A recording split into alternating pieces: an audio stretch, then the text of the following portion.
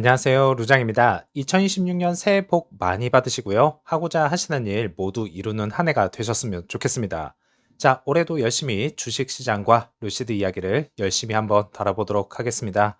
연주는 항상 하나의 목소리로 움직인다고 생각하셨나요? 그렇다면 2025년은 그 믿음이 완전히 깨진 해였습니다.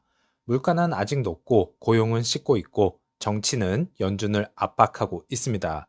그리고 이 모든 균열은 2026년까지 이어질 가능성이 매우 크다는데요.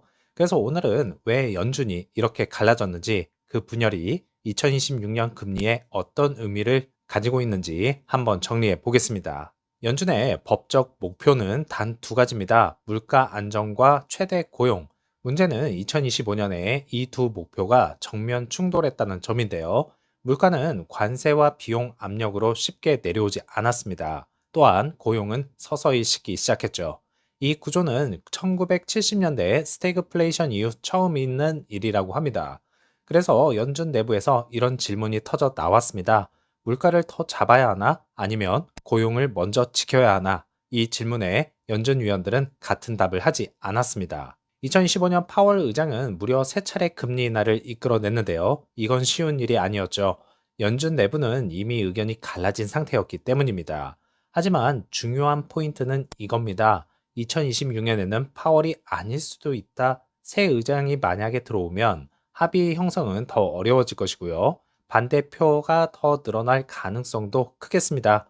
심지어 일부 경제학자들은 이렇게 이야기하는데요. 차기 의장은 금리 인하가 아니라 금리 인상 요구와 맞닥뜨릴 수도 있다라는 의견입니다. 2015년 연준을 가장 힘들게 만든 변수는 경제가 아니라 정치였습니다. 트럼프 행정부는 초강력 관세, 이민 제한, 그리고 노골적인 금리 인하 압박, 연준을 향한 공개적인 비판을 시작했고요. 의장 해임 가능성도 언급했고, 연준 인사 개입 논란까지 불거졌습니다. 이건 단순한 소음이 아닙니다. 연준 독립성 자체에 대한 신뢰를 흔드는 요소죠. 시장이 가장 싫어하는 변수입니다. 초기 연준의 판단은 단순했습니다. 관세는 일회성 물가 상승이다. 하지만 4월 달에는 100년 만에 최고 수준 관세가 실현되자 분위기가 완전히 바뀝니다. 이거 생각보다 오래 가는 거 아니야? 결과는요, 여름 내내 정책 동결이었고요. 관망세가 이루어졌고, 그리고 내부 이견이 폭발했습니다. 그래서 현재 상황을 정리하면 이렇습니다. 실업률은 4.6%, 위기는 아니지만 냉각은 분명합니다. 물가는 겉으로는 둔화되고 있지만 데이터 왜곡 논란이 있었죠.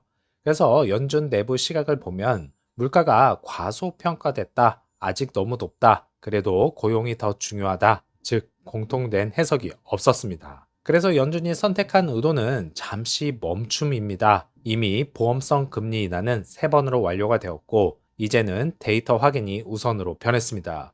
공식적인 전망은 2026년 금리 인하 1회, 고용 둔화는 관리가 가능하겠고 물가는 아직 목표치를 초과하고 있습니다.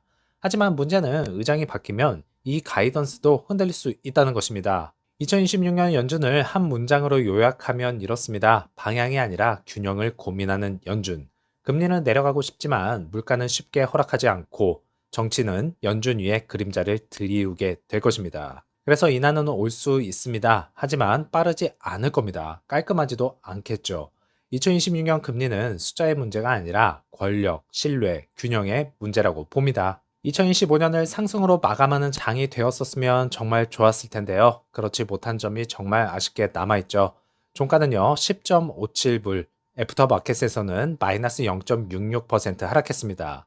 일중 저점은 10.45불이었고요. 고점은 10.93불이었습니다. 오후 4시 직전 발생한 급등 캔들 보이시죠? 짧은 시간에 강한 매수세가 체결이 되었었는데요. 종가를 의도적으로 10.5불에 위에 고정을 시켰다는 것입니다. 이건 개인 매수 패턴이 아니겠죠. 어떻게든 가격 방어성 체결이라고 봅니다. 그래서 추세 전환 시도는 아니고 호재 반영도 아닙니다. 지지선 붕괴 차단 목적이라 판단할 수가 있겠습니다. 한마디로 오늘은 더 밀지 않겠다는 신호겠죠. 루시드 주가는 지금 숫자만 보면 이렇게 보입니다. 고점 대비 마이너스 60%, 최근 며칠 연속 약세, 대형 자금은 계속적으로 순매도.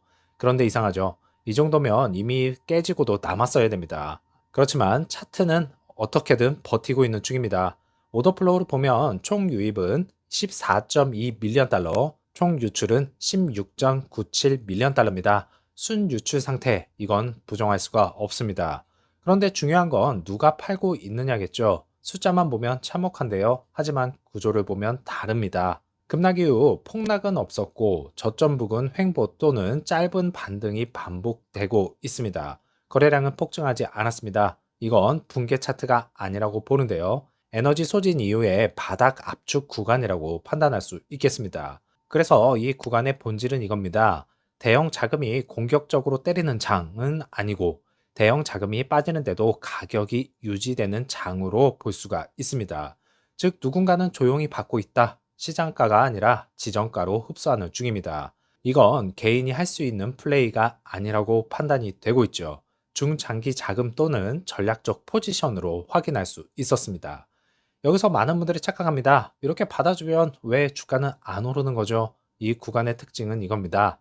받는 단계, 올리는 단계가 비슷하다는 겁니다. 그래서 급등은 아니고 호재 반응도 아닙니다. 지루한 횡보의 연속이라고 볼 수가 있겠죠. 가장 인내가 필요한 구간이라고 봅니다. 그래서 단기적으로 시나리오 세 가지를 말씀을 드리자면 가장 유력한 시나리오는 10.4불에서 10.8불 박스권을 유지를 할 것이고요. 두 번째 시나리오는 14.4불 이탈 시 9불 후반 테스트가 진행이 될 것입니다. 단 현재 수급상 확률이 낮다고 보고 있습니다.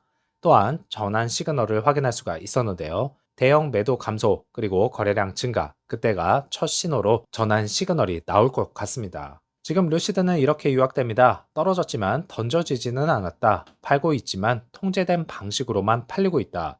그래서 공포의 바닥, 희망의 초입은 아니지만 침묵의 구간에 있습니다. 2026년 이제 루시드의 큰 변화가 시작이 되는 만큼 주가도 상승 곡선을 이루어 나갔으면 좋겠네요. 루시드 그래비티, 기술적으로는 현존 최고의 수준의 전기 SUV라는 평가를 받고 있습니다. 그런데 지금 시장의 반응은 정반대로 흘러가고 있는 것 같은데요. 주가는 사상 최저, 오너 불만은 SNS에서 확산이 되고 있고 CEO는 직접 사과 메일까지 보냈다고 합니다. 그래서 제품, 소프트웨어, 조직 구조 이 세 가지 관점에서 그래비티 이슈의 본질을 한번 짚어보겠습니다. 최근 며칠 사이 그래비티 오너들의 불만이 X와 레딧에서 확산이 됐습니다. 문제는 단순한 한두 가지가 아닌데요. 키 인식 오류, 내비게이션 오작동, 잘못된 안전 경고, 버튼, 윈도우 반응 지연, 실제 주행거리 불신, 이 모든 문제가 소프트웨어 업데이트 이후에도 지속되고 있다는 점이 핵심인데요. 중요한 포인트부터 짚어보겠습니다. 모터 문제는 아니었고, 배터리 결함도 아니었고, 셰시 플랫폼 문제도 아니었습니다. 100% 소프트웨어 통합 문제입니다.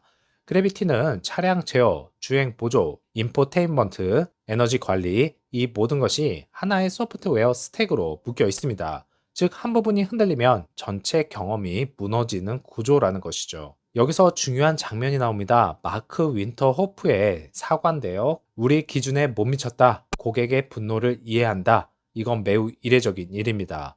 단순 불만 대응이 아니라 조직 내부에서도 문제를 심각하게 보고 있다는 신호입니다. 그러면 왜 이런 일이 벌어졌을까요? 원인은 명확하게 나눠질 수 있겠습니다. 첫 번째로 일정 압박입니다. SUV는 루시드의 볼륨 핵심 모델이죠. 더 이상 미룰 수 없는 출시 타이밍. 두 번째로는 소프트웨어 QA 부족입니다. 기능 구현은 됐지만 실사용 시나리오 검증이 부족했다는 뜻이겠죠.